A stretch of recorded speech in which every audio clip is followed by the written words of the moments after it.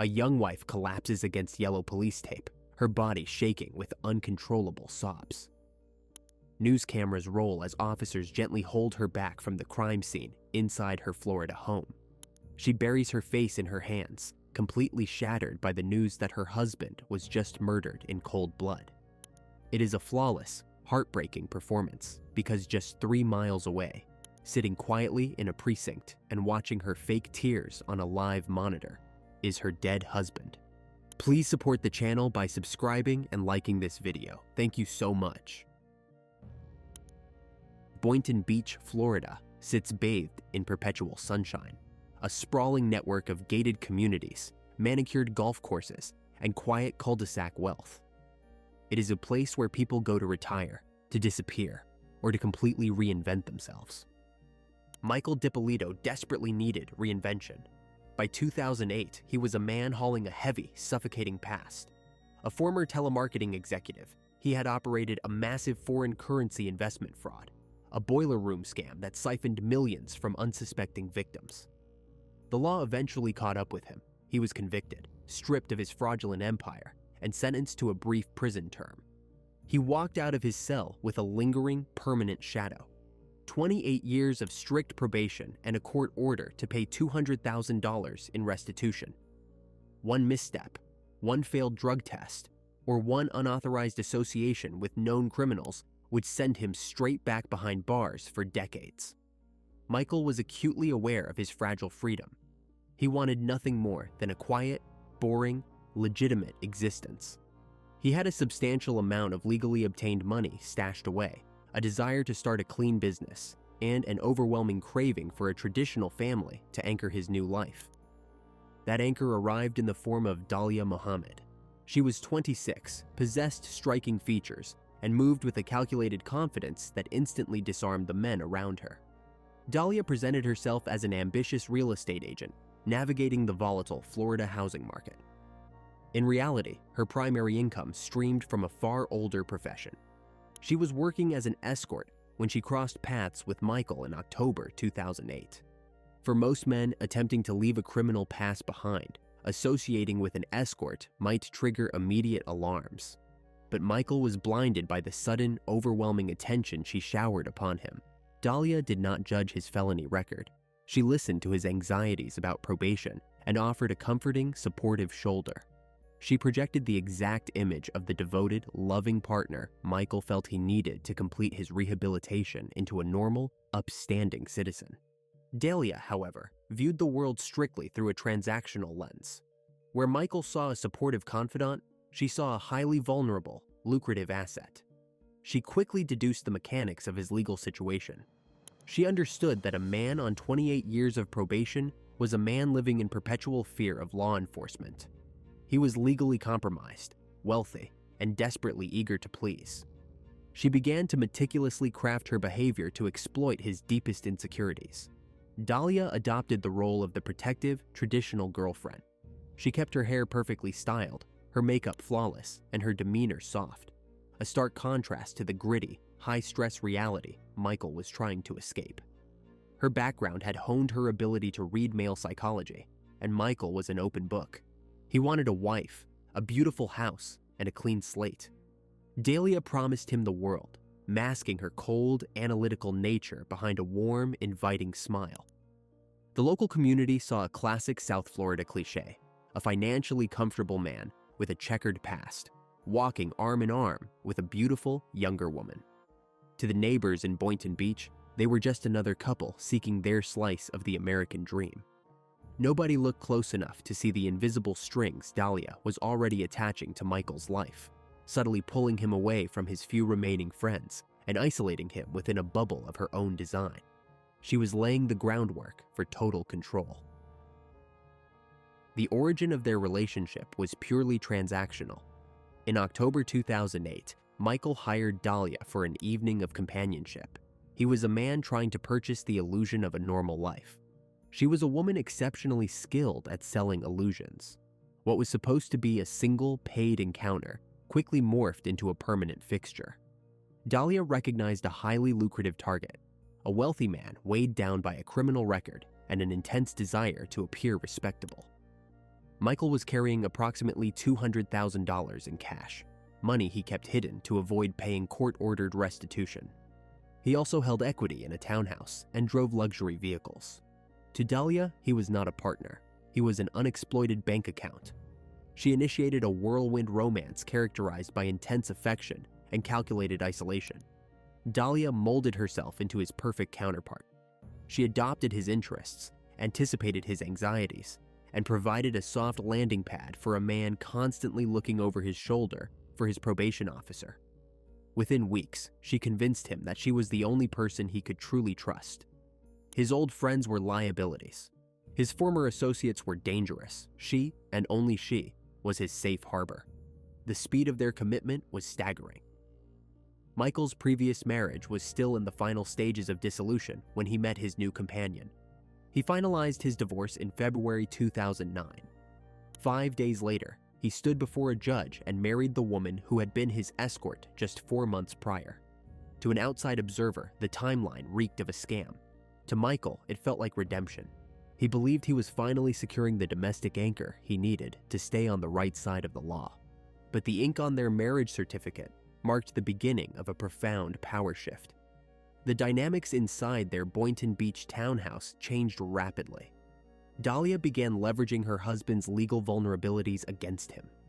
She reminded him, constantly yet gently, that holding assets in his name was a massive risk. The state could seize his property to pay off his fraud restitution. A single misstep could result in his accounts being frozen. Her solution was simple and seemingly altruistic. She suggested he transfer the deed of the townhouse into her name. She argued it would protect his equity from the government.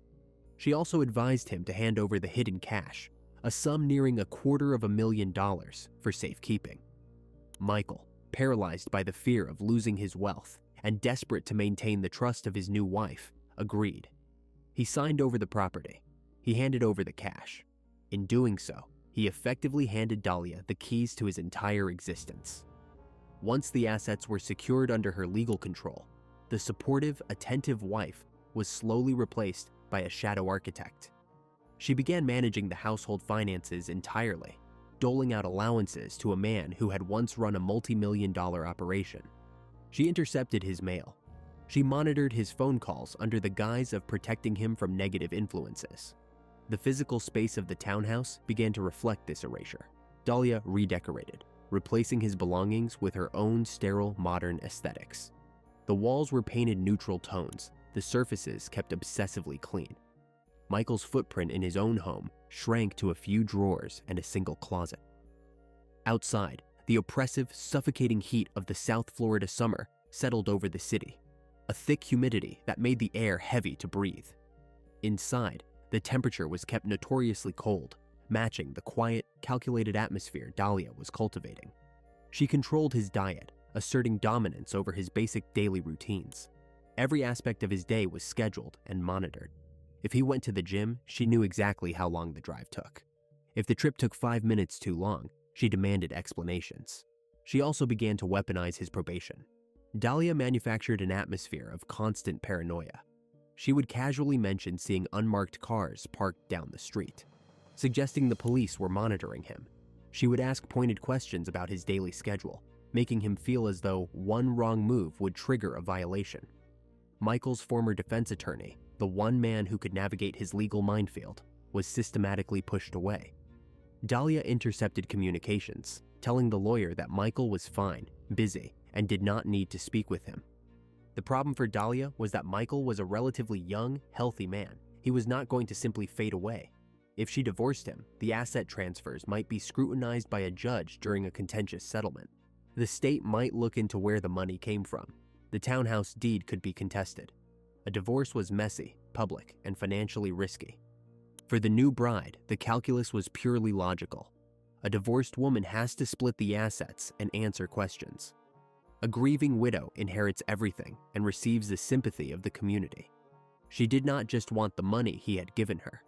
She wanted absolute ownership without the burden of his existence. He had served his purpose. He had funded her lifestyle, bought her a home, and provided a massive infusion of cash. Now, he was merely a liability taking up space in her house. The psychological manipulation was about to evolve into a physical threat. She needed him gone, and she began to explore the most efficient ways to erase him from the board. August 5th, 2009, began with the suffocating heavy humidity typical of South Florida summers. By 6 in the morning, the temperature was already pushing 85 degrees Fahrenheit, the air thick and unyielding. Inside the Boynton Beach townhouse, the central air conditioning hummed a steady, cold rhythm, a sharp contrast to the psychological heat boiling beneath the surface. Dalia moved through the quiet house with deliberate, chilling purpose. She dressed in her fitted workout clothes, gathered her keys, and prepared to leave for a spin class at the local LA Fitness. This was not a spontaneous decision to focus on her physical health. She was following strict, cold-blooded instructions. The man she believed to be a seasoned contract killer had explicitly told her to establish an ironclad alibi for this exact morning. She needed to be miles away, surrounded by witnesses, completely visible to surveillance cameras, and swiping her gym membership card at the exact moment the execution took place.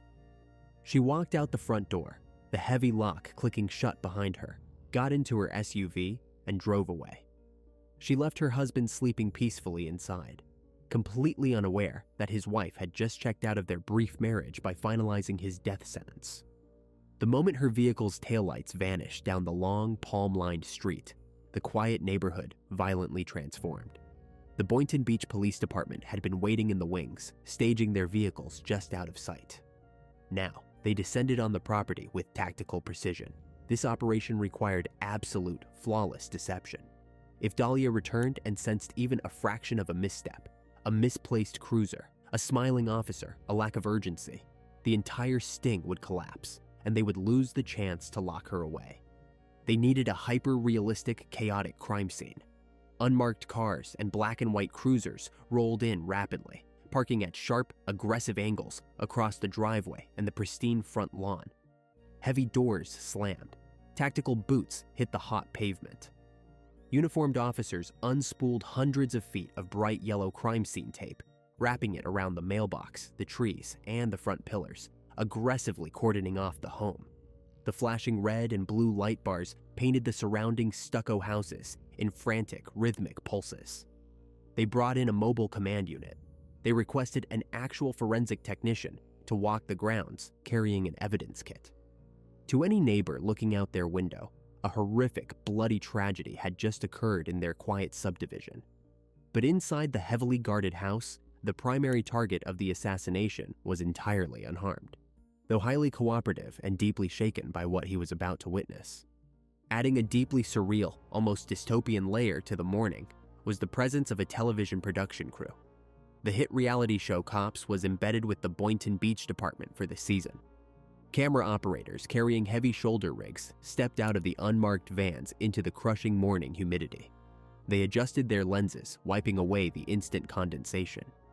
Boom operators extended their microphones, capturing the crunch of gravel and the static hiss of police radios. The producers and the police had coordinated this theatrical performance down to the exact minute.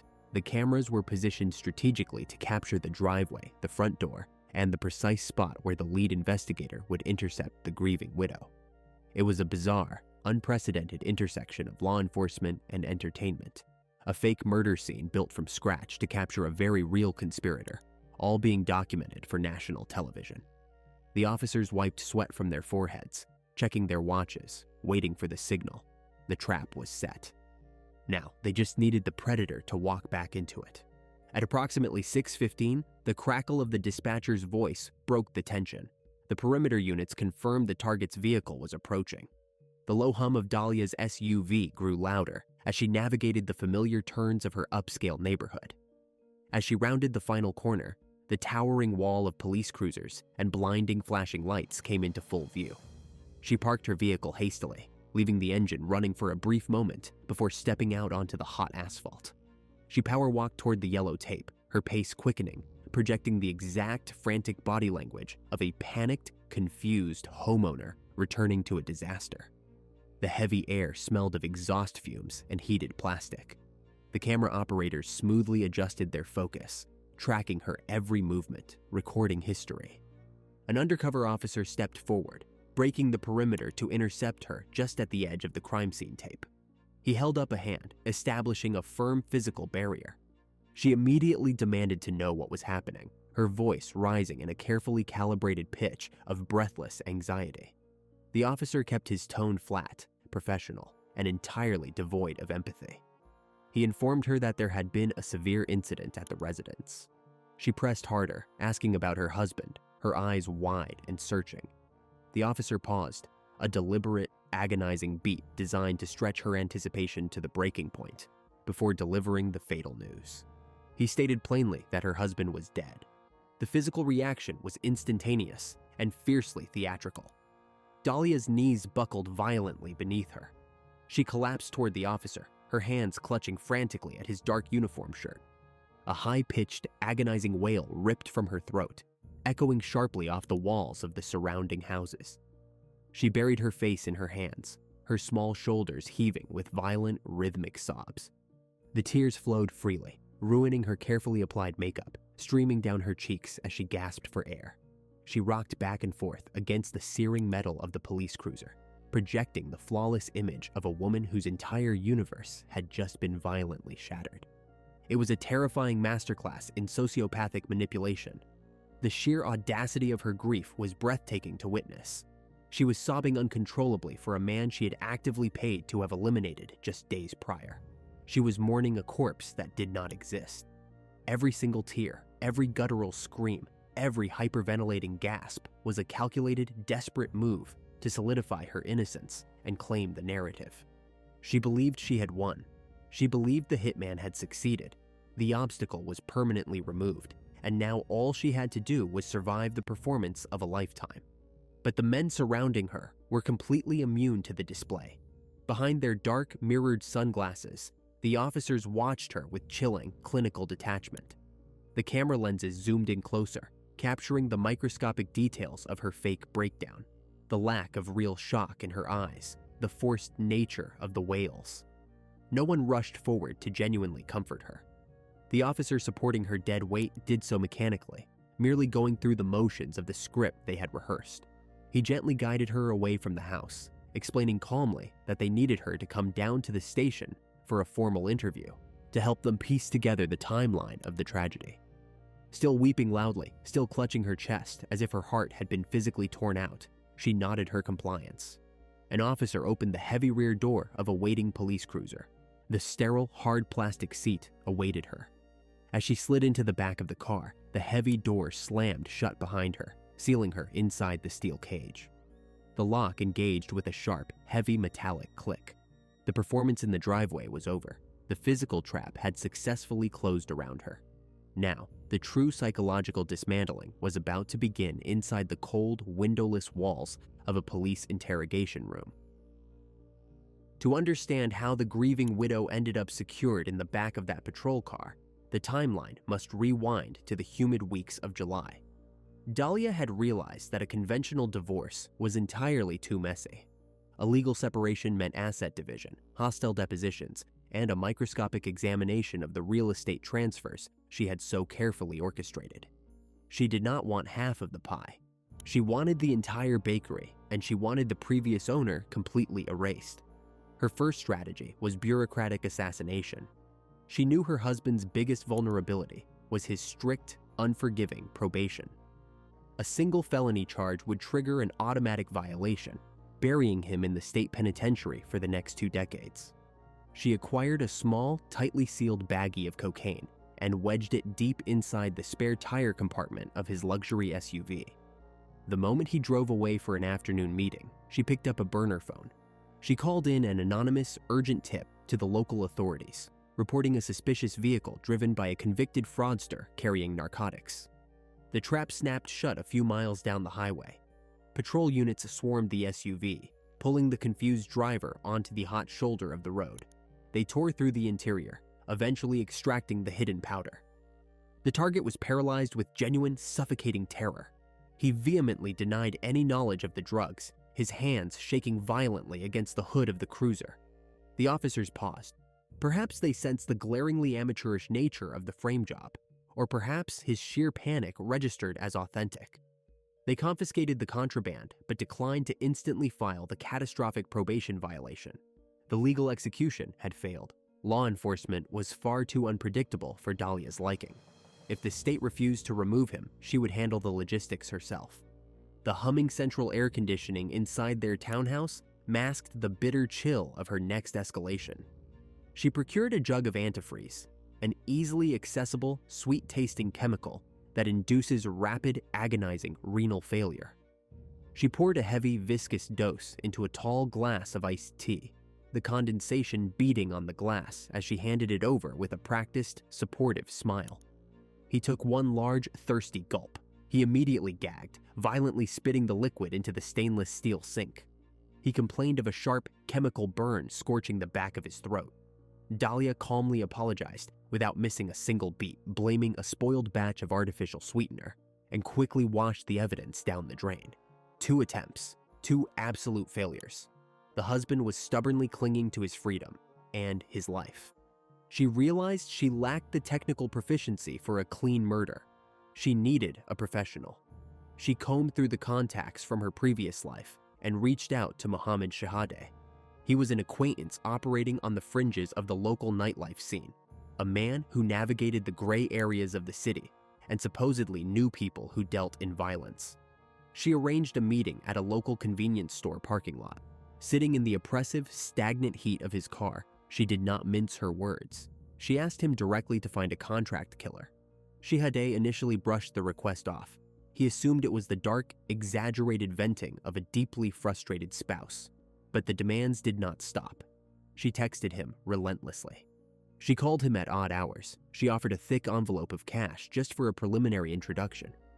The mechanical, dead-eyed tone of her voice stripped away any illusion of a joke. A deep, cold knot formed in Shahadeh's stomach. He realized with terrifying clarity that if he refused to help, she would simply find another broker. A man was going to be slaughtered in his own home, and Shahadeh would be the silent accomplice who let it happen. On July 21st, he made a decision that altered the trajectory of the entire conspiracy. He drove his vehicle straight to the local police precinct. He walked through the sterile, brightly lit lobby, bypassed the routine complaint desk, and demanded to speak with the Criminal Investigations Division. He laid the plot out on the table, explaining that a wealthy, beautiful woman was actively shopping for an executioner. Detectives are naturally skeptical of informants, especially those claiming a suburban housewife is orchestrating a hit. To verify the lethal threat, they required hard audio. They wired Shahadeh with a concealed recording device and instructed him to set up another meeting. 2 days later, the trap was armed. Dalia climbed into the passenger seat of Shahadeh's sedan. A few blocks away, detectives sat hunched inside an unmarked van, listening to the live static feed through heavy headphones. The audio was bone-chilling. Dalia complained bitterly about the delays. She negotiated the cost of a human life with the exact same casual cadence one might use to price a kitchen renovation. When Shahadeh attempted to offer her a final psychological exit, asking repeatedly if she was absolutely certain she wanted to cross this irreversible line, she did not hesitate for a fraction of a second. She stated emphatically that she was 5,000% sure. Inside the surveillance van, the detectives exchanged grim looks. The audio was damning, but a solicitation charge requires bulletproof evidence of intent and a definitive financial transaction. If they arrested her right then, a high-priced defense attorney could easily spin the recording as a fantasy roleplay or a gross misunderstanding. They needed her to pull the trigger. They needed her to meet the killer, look him in the eye, and hand over the cash. The department mobilized immediately. They were not going to wait for the wife to find a murderer. They were going to supply one. The Boynton Beach Police Department did not have the luxury of time. The audio captured by the informant proved the threat was active, imminent, and highly funded. To secure an airtight solicitation of murder charge, they needed a controlled environment where the suspect would willingly hand over capital to a perceived assassin. They brought in Officer Whitey Jean, an undercover specialist capable of projecting the quiet, lethal menace of a seasoned hitman. On a scorching early August afternoon, the staging ground was set in a sprawling, sun-baked pharmacy parking lot. John parked his heavily tinted, unmarked vehicle far from the main entrance, away from the foot traffic. The dashboard camera was meticulously hidden deep inside the air vents, the internal microphones calibrated to pick up the slightest whisper over the low hum of the engine. The heat outside was baking the asphalt to well over 100 degrees, creating shimmering mirages off the hoods of parked cars. Inside the vehicle, the air conditioning blasted a steady, freezing current, creating a sterile, isolated bubble for the deadly transaction. The target arrived exactly on schedule. She slipped into the passenger seat, bringing a sudden wave of heavy, sweet perfume into the confined, chilled space. There was zero hesitation in her movements. She did not tremble. She did not look over her shoulder at passing shoppers, and she did not ask for reassurance. She settled into the leather seat and immediately got to work, treating the intimidating man next to her like a standard contractor hired to remodel a kitchen or fix a leaking roof. The undercover officer pressed her for specifics. For the state attorney to authorize an arrest, the recording needed explicit intent. He could not lead the witness. She had to dictate the exact terms of the contract on tape. He asked if she merely wanted the target severely beaten, hospitalized, or permanently removed. She stated calmly, without a single inflection of doubt, that he needed to be killed. To ensure no logistical errors were made, she detailed the layout of the Boynton Beach townhouse. She explained the mechanics of the security system, the location of the spare keys hidden outside, and the exact predictable schedule her husband kept. Reaching into her designer purse, she retrieved a stack of glossy photographs of the victim, pointing out his specific facial features with a perfectly manicured finger so the killer would not make a mistake. Jean pushed one final time, offering her a distinct, undeniable exit ramp. He warned her that once he walked out of the vehicle, the job was done. There was no reversing the order, no changing her mind, and no calling it off once the wheels were in motion. She dismissed his grim warning with a slight, almost irritated wave of her hand, confirming her absolute certainty. To seal the lethal pact, she handed over $1,200 in crisp, banded cash. It was a down payment intended for the purchase of a firearm. She promised the remaining $3,000 would be delivered the moment the execution was confirmed. The heavy car door opened, letting the suffocating Florida heat wash back in. She stepped out into the blinding sunlight, entirely unbothered by the fact that she had just purchased a murder. 4 days later, the trap violently snapped shut. Following her spectacular weeping performance at the fake crime scene, the grieving widow was transported to the local police precinct. The interrogation room was a masterclass in psychological pressure. It was a small, claustrophobic box, completely windowless and aggressively illuminated by harsh fluorescent tubes that cast long, unnatural shadows against the pale walls. The temperature was kept deliberately low, forcing suspects to shiver. Dalia sat alone at a heavy metal table, clutching a crumpled tissue. Her shoulders still shook with manufactured, rhythmic sobs. She was playing the role of the devastated survivor to absolute perfection, waiting for her audience. Lead detectives entered the room with solemn, grief-stricken expressions. They carried yellow legal notepads and spoke in hushed, intensely sympathetic tones. Their strategy was simple.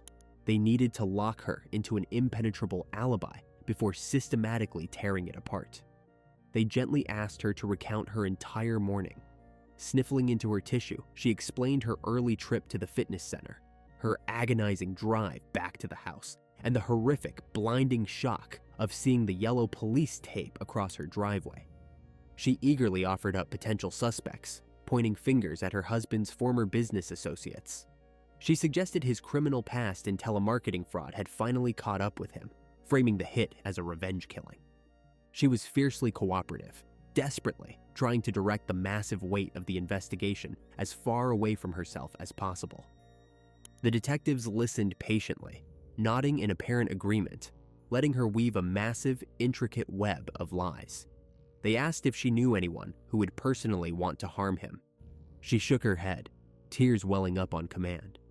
They inquired about the state of her recent marriage.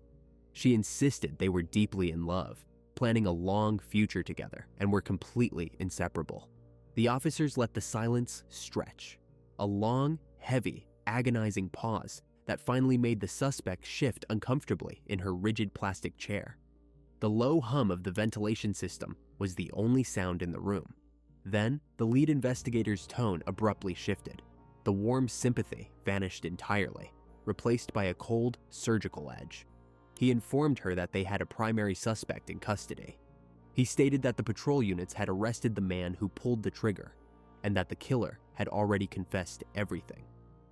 Dalia's eyes widened slightly, a microscopic fracture in her flawless, grieving facade.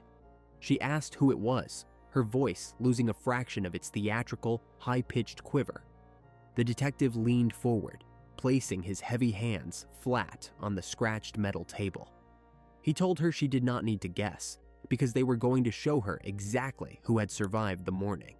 The heavy steel door of the interrogation room clicked open. Michael Dippolito walked into the room. He was not a bloody corpse lying on a stainless steel medical examiner's slab. He was not bleeding out onto the hardwood floor of their pristine living room. He was wearing a simple t-shirt, completely unharmed, his face drained of all color, staring down at the woman he had married just 6 months prior. The detectives had intercepted him before dawn, pulling him out of the townhouse long before Dalia returned from the gym. They had brought him to the station and forced him into a viewing room.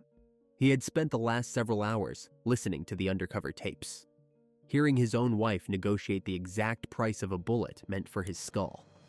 The betrayal etched onto his exhausted features was raw, devastating, and absolute. The reaction from Dalia was a terrifying testament to her psychological wiring. The manufactured sobbing stopped instantly. The tears dried up in a fraction of a second. Her spine straightened against the plastic chair. Faced with the living, breathing proof of her catastrophic failure, she did not apologize. She did not break down in genuine remorse or shock. Instead, her dark eyes darted rapidly between her towering husband and the detectives, her brain frantically calculating a new angle of survival. She looked directly at Michael, the man she had just paid to have slaughtered, and asked him with a tone of mild, innocent confusion what was going on. She told him to come closer, reaching out her hand as if seeking physical comfort from the ghost standing in front of her. Michael recoiled, taking a sharp, defensive step backward toward the heavy door. He looked at her with a terrifying mixture of profound horror and absolute disgust, shaking his head slowly. The illusion was completely shattered. He muttered that he had seen the undercover tapes, that he knew exactly what she had done, before turning his back on her and walking out of the room, leaving her alone with the devastating consequences of her actions. The heavy click of the door locking behind him echoed through the room like a gunshot. The grieving widow act was officially dead. The detectives dropped the remaining pretense. They placed a thick laptop on the metal table and hit play. The tiny speakers filled the sterile room with her own voice, the chilling, transactional audio of her handing over cash in the pharmacy parking lot. The officers formally advised her of her rights, and the cold metallic bite of steel handcuffs snapped securely around her slender wrists. The courtroom in West Palm Beach became a theater of the surreal. The prosecution meticulously laid out the mountain of evidence, the chilling audio tapes, the bank statements proving the transfer of assets, and the testimony of the informant who had saved a life. Dalia's defense team, however, opted for a strategy that seemed torn from a desperate tabloid headline. They argued that the entire hitman plot was nothing more than a bizarre, elaborate stunt. They claimed she was a fame-hungry provocateur who never actually intended for the murder to occur, but simply wanted the footage to pitch to producers. The jury found the defense as hollow as the defendant's tears. In 2011, she was found guilty of solicitation to commit first-degree murder. Following years of legal maneuverings, mistrials, and appeals, a judge sentenced her to 16 years behind bars. Please like this video and share your thoughts about this case in the comments. Be sure to check out our previous videos as well. See you soon.